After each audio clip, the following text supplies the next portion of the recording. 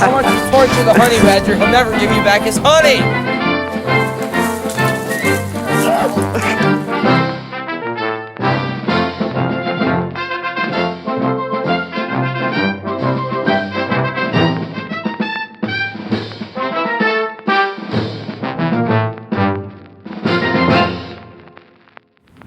Hailed by many as the most important political development between 1848 and 1914, the unification of Germany significantly transforms the balance of power and the balance of the economic and military power throughout Germany. Following Napoleon, Germany is headed by the 39-state German Confederation, established at the Congress of Vienna. Now, one of these Germanic states, Prussia, had been proving themselves lately. Prussia is known to be an army before a country. And for one man, Otto von Bismarck, all of the Germanic city-states will be his. Between 1815 and 1898, William turns to the help of Otto von Bismarck. Born into the Junker class, he was fascinated with the ideas of the Unification. In the 1840s, he was elected to the Prussian Diet. His policies were so reactionary, they disturbed King Frederick William. Bismarck's philosophies. He begins as an emphatic reactionary, but later mellows into a conservative. He has the philosophy of realpolitik. Politics based primarily on practical considerations rather than ideological notions. He opposes parliamentary governments, but supports constitutional monarchy, so long as the monarchy keeps great strength. Prussia and a unified Germany must have a strong industrial base. This is also another thing he thought. This will become a very important item during the World Wars. Years fighting against the Austrian diplomats of the German Confederation affirm his patriotism. Now, Germany, thanks to Mr. Otto von Bismarck, is based on a philosophy of blood and iron. Now, does this mean that Bismarck enjoys drinking blood and eating iron? No, that is poppycock.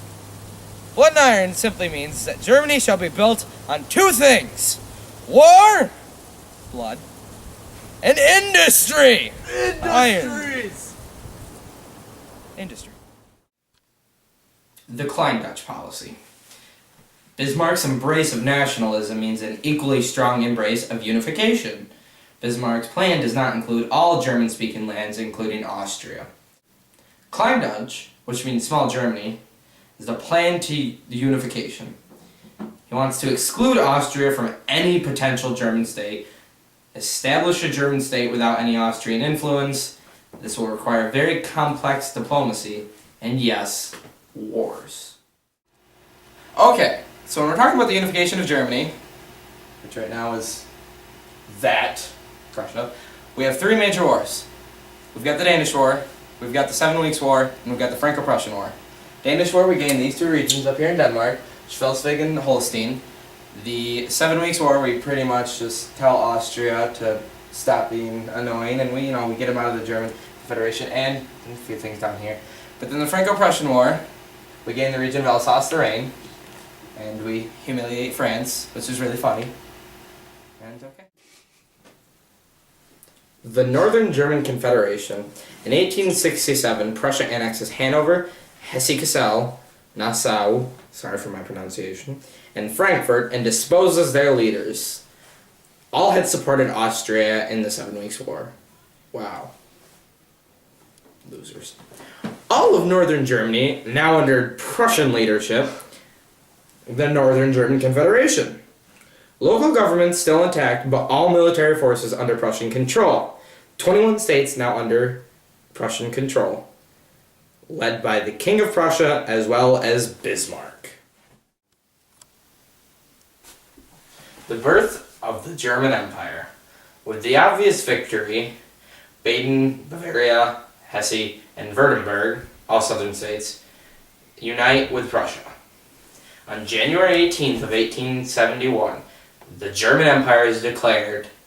And the funny thing is, it's in the Hall of Mirrors at the Palace of Versailles, 10 days before the French surrender. King William I becomes Kaiser, which is essentially the German word for Caesar or Emperor. Bismarck in Germany. Bismarck's democratic ideas take a backseat to his own autocracy. Bismarck creates the Kulturkampf, or cultural conflicts, repression of subversive organizations within the empire, like the Catholic Center Party, the Social Democratic Party, or Socialists. Bismarck sees them as a menace, carries out a number of their reforms just so they can lose credit. In doing so, he creates one of the world's most advanced social welfare systems. Thank you, ladies and gentlemen.